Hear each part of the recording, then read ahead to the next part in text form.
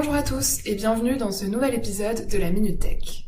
Pour rappel, ces vidéos ont pour objectif de vous présenter un concept ou une fonctionnalité de nos solutions métiers Microsoft à travers des cas d'usage rencontrés fréquemment en entreprise et de courtes démonstrations.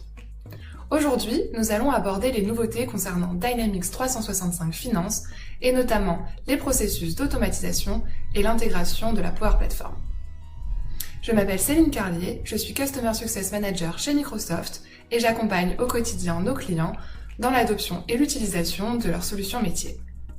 Alors sans plus tarder, découvrons ensemble comment automatiser les principaux processus financiers. Dans ce premier scénario, j'endosse le rôle d'une responsable comptabilité fournisseur. Je travaille pour une entreprise qui paie les fournisseurs selon un programme récurrent et je souhaite donc pouvoir automatiser ce processus. À partir de la version 15 de Dynamics 365 Finance and Operation, de plus en plus de scénarios d'automatisation sont intégrés directement dans l'outil. Les processus concernés sont les propositions de paiement fournisseur et le processus de recouvrement. Grâce au nouveau module Process Automation de Dynamics 365 Finance, je vais désormais pouvoir automatiser ce processus de génération des propositions de paiement fournisseur. Pour que les automatisations de paiement soient générées, je vais devoir définir le moment d'exécution des propositions de paiement, les critères utilisés pour sélectionner les factures à payer et le journal de paiement fournisseur dans lequel les paiements résultants seront enregistrés. Dans cette vue, je vais donc pouvoir retrouver l'ensemble des séries de propositions de paiement fournisseurs que j'ai créées, ainsi que la vue hebdomadaire des occurrences, sur laquelle nous reviendrons plus tard. Mais d'abord, créons ensemble une nouvelle série de processus d'automatisation.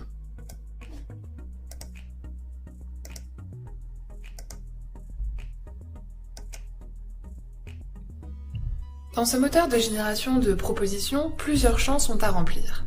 Tout d'abord, je vais devoir définir un nom pour ma proposition. Par exemple, dans mon scénario, je paie tous les fournisseurs nationaux par chèque le lundi. J'entre donc un nom descriptif. Je peux ensuite choisir le propriétaire, qui est généralement le commis au paiement de la comptabilité fournisseur. Je définis ensuite l'occurrence. Ici, ma proposition concerne les paiements par chèque le lundi. Je vais donc la définir de sorte qu'elle s'exécute chaque semaine, le lundi. Je peux également saisir une heure de programmation anticipée, telle que par exemple 2 heures du matin, afin que l'automatisation du processus soit terminée avant le début du jour ouvrable suivant. Je vais ensuite choisir la période sur laquelle je veux que ma génération de paiement s'exécute, par exemple à partir d'aujourd'hui et pour les 2 mois suivants. Je peux ensuite choisir de déclencher ou non des alertes par mail.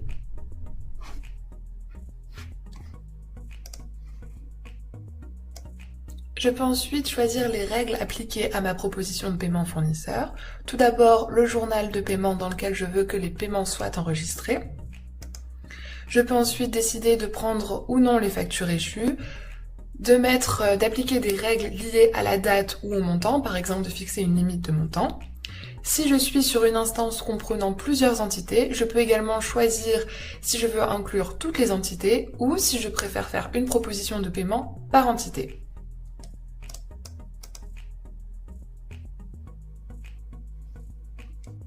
Une fois ma série d'automatisation des propositions de paiement fournisseurs créées, les occurrences de chaque paiement sont affichées dans la vue hebdomadaire que vous voyez ici sur la droite de l'écran. Celle-ci permet de vérifier l'état d'avancement des générations de propositions de paiement prévues et s'il y a eu des erreurs. Cette vue affiche également toutes les occurrences de paiement de la semaine en cours pour toutes les entités juridiques pour lesquelles l'utilisateur connecté dispose des autorisations de sécurité. Chaque occurrence affiche la société dans laquelle le journal des paiements a été créé ou le sera. Le nom de chaque occurrence est également affiché pour aider à identifier la proposition de paiement concernée. De plus, vous pouvez également vérifier l'état d'avancement de chaque occurrence avec différents statuts utilisés. Programmé, qui veut dire que la proposition de paiement est programmée mais qu'elle n'a pas encore été exécutée. Erreur, si la proposition de paiement a été exécutée mais qu'une erreur s'est produite, vous pouvez alors afficher les erreurs en sélectionnant le bouton « Afficher les résultats ». Ou alors encore le statut « Terminé » si la proposition de paiement a été exécutée avec succès. Une fois qu'une proposition est générée, cela crée automatiquement cette proposition dans mon journal de paiement en fonction des règles paramétrées. Le cadre d'automatisation des processus vous permet de modifier les paiements, la série et les occurrences créées pour la proposition de paiement. Par exemple, si je décide de générer tous les chèques pour les fournisseurs nationaux le mercredi au lieu du lundi, je peux rechercher une occurrence dans ma vue hebdomadaire et sélectionner « Modifier la série ». Je peux également modifier la série directement à la source. J'invite ensuite le système à modifier. Du lundi, je passe au mercredi.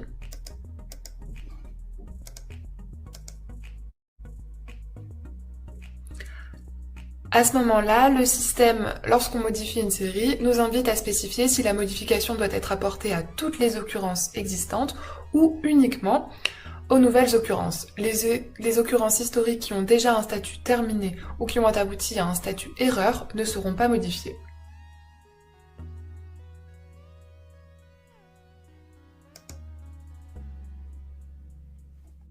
Vous pouvez également désactiver une occurrence ou une série.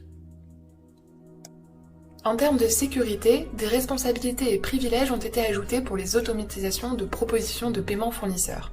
Ce sont des paramètres de sécurité par défaut, mais ils peuvent être modifiés en fonction des exigences de votre organisation. Par exemple, si non seulement le responsable de la comptabilité fournisseur, mais aussi le commis au paiement sont capables de modifier et de créer une périodicité programmée, vous pourrez ajouter cette responsabilité au rôle de commis. En tant que responsable comptabilité fournisseur, c'était donc un processus récurrent et assez chronophage. On est vraiment sur le type de tâches à faible valeur ajoutée pour lesquelles l'automatisation apporte un vrai gain de temps. En suivant ces étapes, je n'ai plus qu'à revoir la proposition et la valider ou non dans les transactions. Dans la même idée, vous pouvez également configurer des stratégies de processus de recouvrement. Celles-ci vont identifier automatiquement les factures clients qui nécessitent un rappel par email, une activité de recouvrement, comme un appel téléphonique, ou une lettre de recouvrement à envoyer au client. L'automatisation du processus de recouvrement vous permet d'en définir une approche stratégique afin d'impliquer des activités de recouvrement de manière cohérente et, de la même manière que pour les propositions de paiement fournisseurs, de gagner en temps et en efficacité. Passons maintenant à notre deuxième scénario qui met à l'honneur l'intégration entre Dynamics 365 Finance and Operation et la Power Platform. Pour rappel, cette plateforme de no-code, low-code inclut notamment Power Apps qui vous permet de créer facilement des applications métiers. Aujourd'hui, nous allons justement voir comment embarquer une Power Apps dans la partie Finance and Operation. Pour cela, nous avons deux personas. D'un côté, une chargée de comptabilité et recouvrement client qui est plutôt en back-office, qui s'occupe de l'ERP, des commandes et des comptes clients. Et de l'autre côté, nous avons notre chargé de clientèle qui est lui sur le terrain, en mobilité avec son smartphone et qui a besoin d'accéder à toutes les infos clients lorsqu'il est en clientèle, justement pour en assurer le meilleur suivi.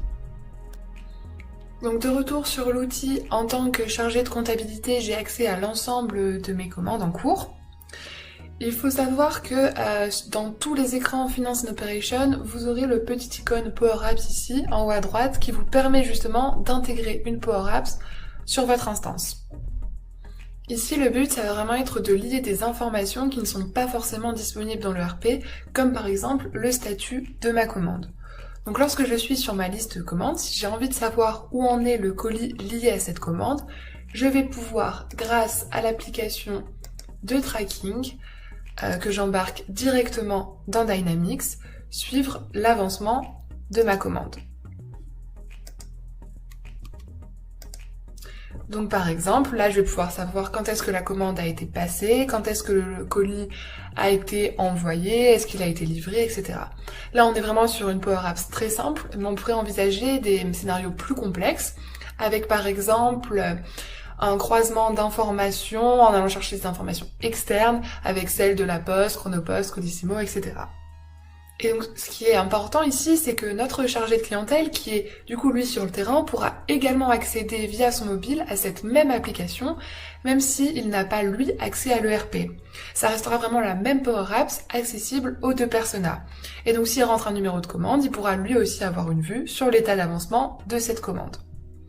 Donc ce qui est intéressant ici, c'est vraiment d'étendre le périmètre de notre ERP grâce à la Power Platform, notamment à travers l'ajout de Power Apps dans nos écrans.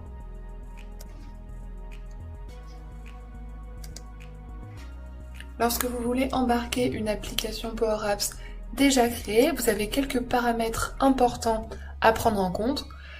Le nom de l'application, l'App ID, très important. Également la taille que vous voulez que l'application prenne sur l'écran. Et puis vous pouvez aussi choisir les legal entities qui pourront accéder à l'application. À travers ces démonstrations, vous avez donc pu découvrir comment automatiser vos processus de paiement fournisseurs, ce qui vous permettra de gagner en temps, en efficacité et en visibilité sur vos paiements en cours, mais également comment embarquer une Power Apps directement dans Dynamics 365 Finance and Operation pour en étendre le périmètre et pour rendre accessible des informations de votre ERP à d'autres populations. J'espère que cette vidéo vous a plu et surtout vous a été utile. N'hésitez pas à consulter l'ensemble de nos ressources sur notre hub d'adoption à l'adresse qui s'affiche juste en bas, ak.ms/d365 Customer Success. Et si vous souhaitez aller plus loin dans la gestion de vos processus financiers, je vous conseille notre prochaine Minute Tech qui portera sur Finance Insights et la prédiction des paiements. Merci à tous et à très bientôt.